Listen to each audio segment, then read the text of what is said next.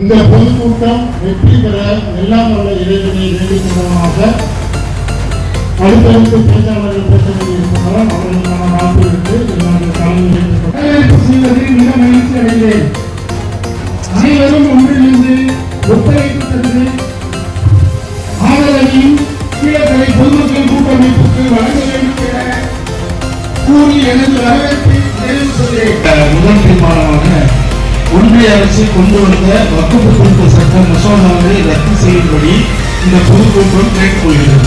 சிறுபான்மையர் உரிமைகளை பறிக்கப்படும் இந்த செயலுக்கு இந்த பொதுக்கூட்டம் வன்மையாக கண்டிக்கிறது. 2. சிறுபான்மையினர் கல்வி உதவி தொகை மற்றும் தமிழக அரசுக்கு தர வேண்டிய கல்வித் தொகைகளை ரத்து செய்வதற்கு ஒன்றிய அரசை இந்த பொதுமக்கள் கூட்டமைப்பு வன்மையாக கண்டிக்கின்றது.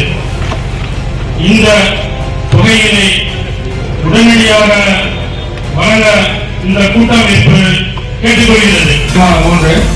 ஒன்றிய அரசு கொண்டு வந்த வக்ஃபு திருத்த சட்ட மசோதாவை ரத்து செய்வதற்கு தமிழக அரசு சட்டமன்றத்தில் தீர்மானம் நிறைவேற்ற இந்த பொதுக்கூட்டம் வாயிலாக கோரிக்கை வைக்கிறது கீழக்கரை பொதுமக்கள் கூட்டமைப்பு. 4. தமிழகத்தில் தற்போது உள்ள இஸ்லாமியர்களின் இடஒதுக்கீட்டை 3.5% இருந்து 7% உயர்த்தி தர இந்த கீழக்கரை பொதுமக்கள் கூட்டமைப்பு கோரிக்கை வைக்கின்றது. நன்றி. 5. இந்த பொதுக்கூட்டம் வாயிலாக வக்ஃபு திருத்த சட்ட மசோதாவை கொண்டு வரும் ஒன்றிய அரசை கண்டித்து மக்களிடம் கையெழுத்து இயக்கம் நடத்தி வக்ஃபு திருத்த சட்ட மசோதாவிற்கு எதிரான மக்கள் ஆதரவை மாண்புமிகு தமிழக முதலமைச்சர் அவர்களுக்கு அனுப்பி வைக்கப்படும் என்பதை தெரிவித்துக் கொள்கிறோம்.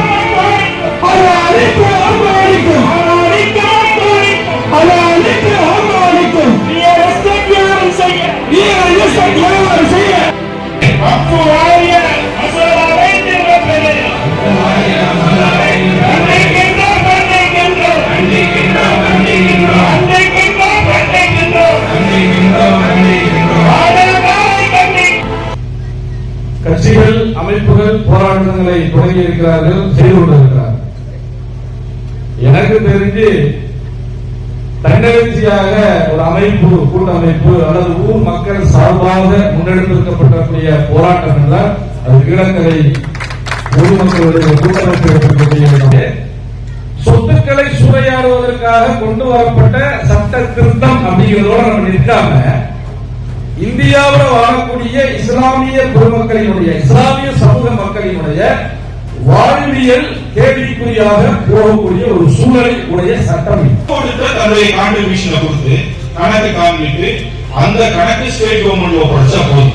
ஆனா இந்த சட்டப்படி சிஏஜி தான் ஆபீசர் அப்பாயிண்ட் பண்ணுவாங்க. சிஏஜி உங்களுக்கு தெரியும், காம்ப்ட்ரோலர் ஆடிட்டர் ஜெனரல் ஆஃப் இந்தியா. அவர் தான் தலைமை கணக்காளர். உங்களுக்கு சொன்னா புரியும் நினைக்கிறேன். 2G கேஸ் அவர் தான் கொண்டு வந்தார். 2000 கோடி ரூபாய் இந்த 2G ஏதம் தான் கிடைச்சிருக்குன்னு சொல்லி கணக்காளர் சொன்னார். அவ்வளவுதான். ஆனா கடைசியில் அந்த கேஸே வீட்டு போச்சு. அப்போ அவர் தான் என்ன செய்யணும், அவருக்கு அதிகாரம் கொடுக்குறாங்க. சிஏஜி ஒரு ஆபீசர் அப்பாயிண்ட் பண்ணணும் அப்படின்னு. அப்போ உங்களுக்கு என்ன ஒவ்வொரு ஜமாத்துக்கு வரும்னா, நீங்க ஒவ்வொரு பைசாக்கு கணக்க நீங்க வக்ஃபு போர்டுக்கு காமிக்கணும் இல்ல, நீங்க சிஏஜி அப்பாயிண்ட் பண்ணக்கூடிய ஆபீசருக்கு அப்பாயிண்ட். திருச்சினா 2000 பேருக்கு 3000 ஏக்கர் இருக்கு. ஒவ்வொரு பள்ளிவாசலுக்கும் ஒவ்வொரு வக்ஃபு நிறுவனங்களுக்கும். ஆனா அந்த பள்ளி நிர்வாகிகளுக்கே தெரியல எங்களுக்கு இவ்வளவு சொத்து இருக்காங்க. நம்ம கண்டுபிடிச்சு சொன்னதுக்கு அப்புறம் தான் அவங்களே அப்படியா அப்படின்னு கேட்கறாங்க.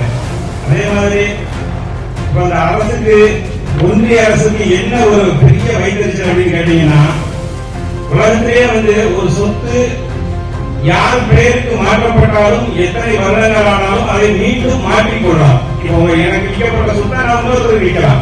இன்னொரு 100 வருஷம் கழிச்சு, 1000 வருஷம் கழிச்சு அந்த சொத்தை மாற்றி விற்க முடியும். ஆனால் இந்த வக்ஃபு சொத்தை பொறுத்தவரை ஒன்ஸ் வக்ஃப் ஆல்வேஸ் வக்ஃப் அப்படிங்கிற அந்த ஒரு வார்த்தை தான் இன்னைக்கு வரைக்கும் இருக்கக்கூடிய பாசிச அந்த கற்பழிவார கும்பலுக்கு பதற்றத்தை ஏற்படுத்துது. அந்த பதற்றத்தின் காரணமா தான் இவங்க ஒரு முறை வக்ஃபு செஞ்சுட்டா அது தலைமுறை வக்ஃபா போயிருது. அந்த சொத்தை மீட்கவே முடியலையே, அவங்க எடுக்க முடியலையே, பிடிக்க முடியலையேங்கிற வைத்தறிச்சல இன்னைக்கு இப்படி ஒரு சட்டத்தை மத்திய அரசு நிறைவேற்ற துடிக்குது. ஒன்றிய அரசு கொண்டு வந்த வக்ஃபு திருத்த சட்ட மசோதாவை கண்டித்து கீழக்கரை பொதுமக்கள் கூட்டமைப்பு சார்பில் பொதுமக்கள் கூட்டமைப்பு தலைமையில் நடத்தப்படும் கீழக்கரை சார்ந்த அனைத்து சமுதாய அமைப்புகள், அரசியல் கட்சிகள் அனைத்து ஒன்று கூடி இன்று நமது கீழக்கரையில் வக்ஃபு திருத்த சட்ட மசோதாவை எதிர்த்து இன்று பொதுக்கூட்டம் வாயிலாக எங்களது கண்டனத்தை பாஜக அரசுக்கு நாங்கள் தெரிவித்துக் கொண்டிருக்கிறோம். இந்த பாஜக அரசு கொண்டு வந்த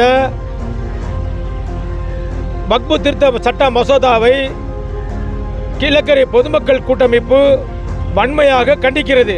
இந்த மசோதாவை திரும்ப பெறும் வரை எங்கள் பொதுமக்கள் கூட்டமைப்பு சார்பாக அனைத்து வாயிலாக கீழக்கரை பொதுமக்களை ஒன்று கூடி இந்த ராமநாதபுரம் மாவட்டம் முழுவதுமாக சேர்ந்து நாங்கள் எங்களுடைய கண்டனத்தை தொடர்ந்து பதிவிடுவோம் என்பதை நாங்கள் ஆணித்தரமாக கூறுகிறோம்.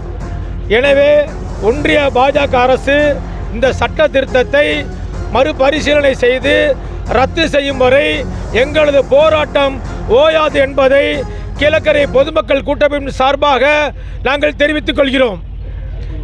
கீழக்கரை பொதுமக்கள் கூட்டமைப்பு தலைவர் ஷேக் பஷீர் அகமது. போன்ற நிகழ்ச்சிகளை உடனுக்குடன் தெரிந்து கொள்ள கீழே நியூஸ் டிவி யூடியூப் சேனலை லைக் செய்து சப்ஸ்கிரைப் மற்றும் ஷேர் செய்யுங்கள்.